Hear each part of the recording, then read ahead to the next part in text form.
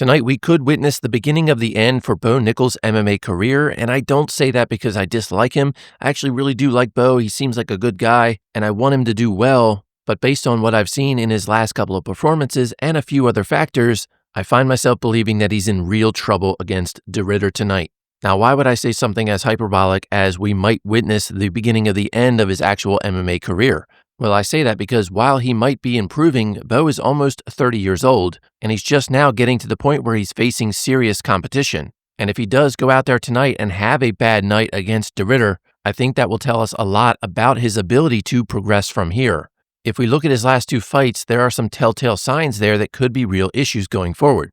The first is that when Cody Brundage was fresh in their fight, Bo actually struggled to wrestle with him. And there was a moment, I'm sure a lot of people remember, where Brundage actually out-wrestled him and flipped the position on him. And yes, he did eventually get the finish, but very few people found that to be an impressive performance or one that we would have come to expect from him at that point.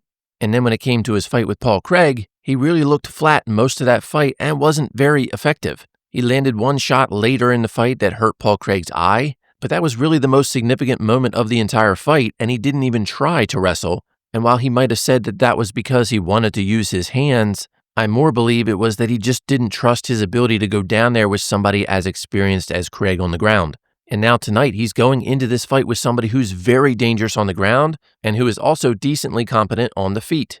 And not only that, de Ridder is quite a bit bigger than Bo, and we saw how that gave him problems when he fought against Paul Craig. But in the case of de Ridder, he's only had really one loss. His two losses were to the same guy, and they were back-to-back. And yes, they were TKO losses.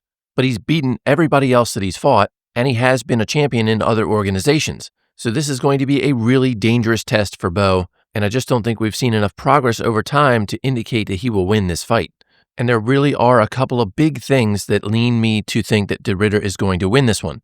The first and the biggest is that Bo Nickal's collegiate wrestling career means very little in MMA. So many people think that if you are a good collegiate wrestler, that you're automatically going to be great at MMA wrestling. And that's just not true at all. How many great previous college wrestlers have we seen in MMA that do very little grappling or who are not very good at it in MMA? And so I think the MMA community at large and Bo himself have greatly overestimated what that's going to mean for his MMA abilities. And again, I think the Cody Brundage fight really gave that away. And so if Bo finds himself in a position where he's trying to wrestle and it's not going the way he wants, that is going to be a massive confidence killer for him, and it's going to make him fall back on things like boxing where he's much less experienced and has far fewer years doing it.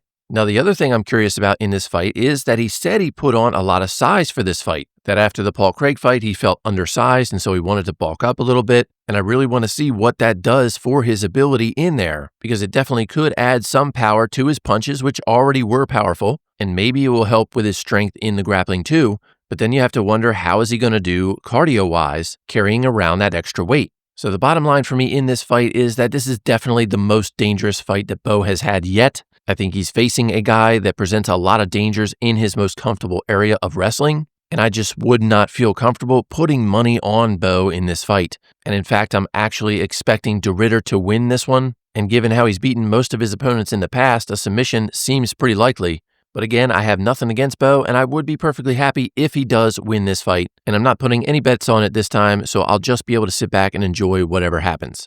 But let me know down in the comments, what do you think the outcome of this fight is going to be? Do you think Bo is going to overperform? Do you think the size is going to help? Do you think I'm wrong about the wrestling and his ability there? I always look forward to hearing what you all have to say. And I do have to ask, if you did enjoy this short little video, please give it a like and subscribe to the channel for more in the future. I would love to have you back. And with that, enjoy the fights and have a great rest of your weekend. Free audio post-production by alphonic.com.